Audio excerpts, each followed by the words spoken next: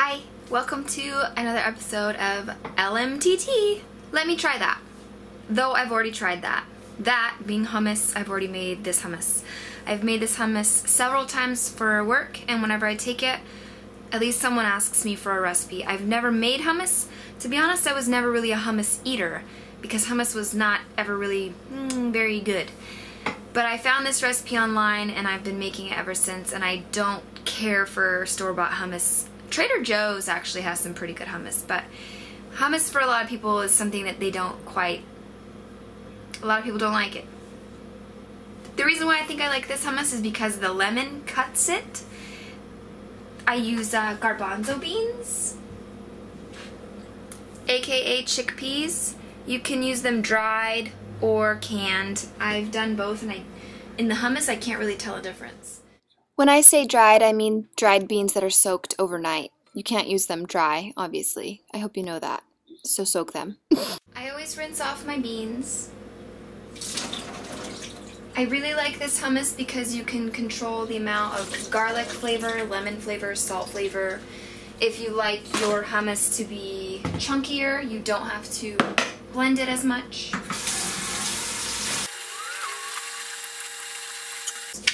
The recipe calls for 2 cups of garbanzo beans, which is just 1 can. You saw I put 2 cans. I'm doubling the recipe. 2 cups is 16 ounces, and 1 can is... Where's the ounces? Well, 15 ounces, but that's close enough. So I'm gonna double this.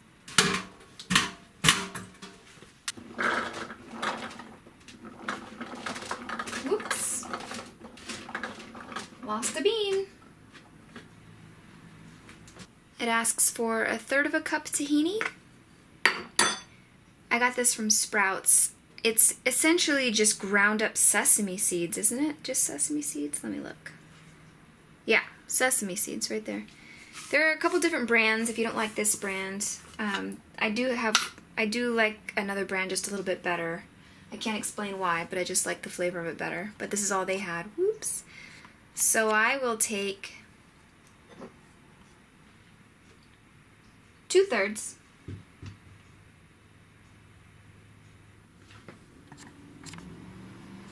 I definitely need more tahini from the grocery store.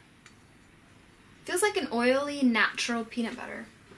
It asks for now a 1/4 cup of lemon juice. You don't have to put that much lemon if you don't like your hummus to be lemony. But because I'm doubling it, I am going to do a 1/2 cup of lemon, because obviously that's double what a 1/4 is. To get the most juice out of my lemon, I roll it, I mush it, get the juices flowing. And there's a couple different ways you can do lemon. If you've watched my lemon bar recipe, I have some sort of device here that I just, you know. But I'm gonna use my yellow thingy, and I'm gonna do 1/2 cup of lemon juice.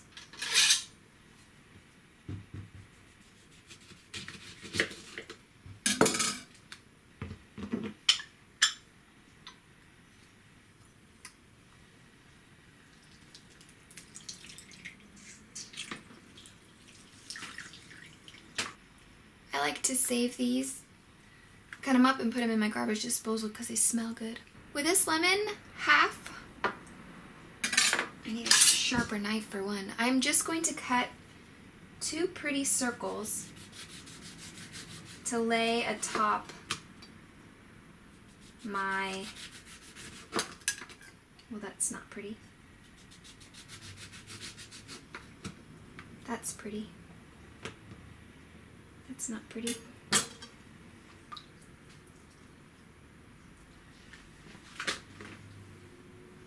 Like before I juice it, you know, I'm just gonna cut 2 pretty circles so that I can lay it on top for decoration. So I'll preserve a couple of those.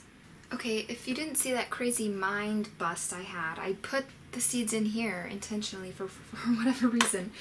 So I'm just gonna pour it through my little sifter and waste a dish because I don't know what I was thinking. It asks for 2 cloves of garlic, but we're doubling, so we will do 4.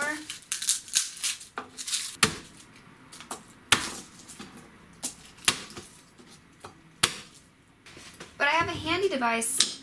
You don't need it necessarily, especially if you're going to use a food processor, but if you don't have a food processor, you can use a mincer like this, or just chop up your garlic really, really small. But you just set your garlic in there and it'll mush out the side there. You can hand mash your garlic or hand mince it with a knife, you know, or you just use this puppy. But if you have a food processor, it's really not necessary, but I'm just showing you guys. I'm showing you guys this in case you don't have a food processor, so you can mush up your garbanzo beans with like a mashed potato masher and use this garlic mincer to smush your garlic. This can be done without a food processor. It's just going to be a lot more handwork. And tools like this would make that easier. And then I like this because in order to clean it out, I just flip it so the red dots poke through, and I can grab the skins of the garlic easily because the red is helping me to clean it. Does that make sense? Alright, and I don't mind chunks, but I do blend mine pretty well. So let me go ahead and blend that.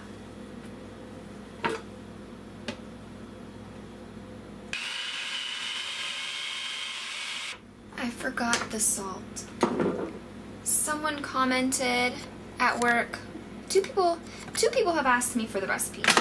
One said that it was great, but they preferred it to be saltier. So, because I don't really super love salty things, I think that the 1 teaspoon is enough. Though I'm obviously going to put 2 teaspoons because I doubled the recipe, but it's just such a nice recipe because you can so easily adapt it to your taste.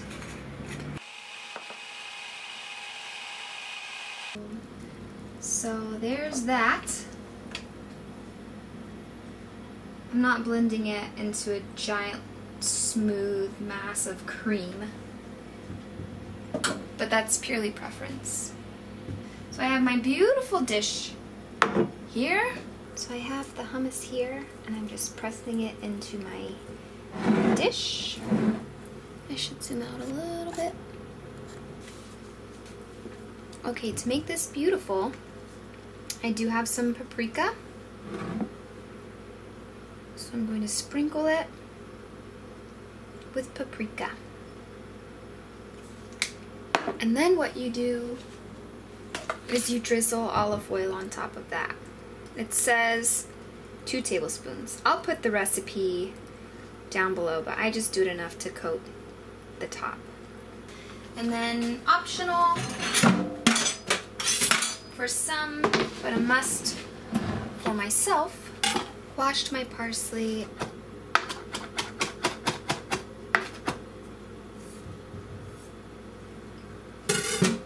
There's my roughly chopped parsley, and I'm just going to sprinkle it on top of my hummus.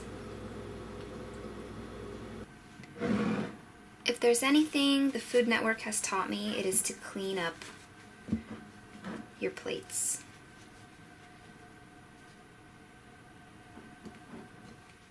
I like to just lay